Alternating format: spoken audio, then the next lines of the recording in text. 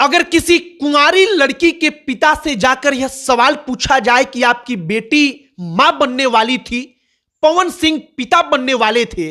तो सोचिए कि उस पिता को क्या लगेगा। अक्षरा सिंह जब इंटरव्यू में उनसे सवाल पूछा जाता है कि क्या आप मां बनने वाली थी,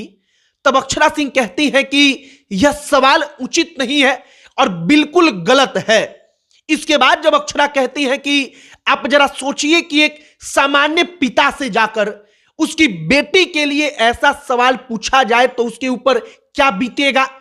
वो क्या सोचेगा और वो इसका क्या जवाब देगा। और जब अक्षरा सिंह यह बात कहती हैं तब हमको याद आता है कि अक्षरा सिंह के पिता से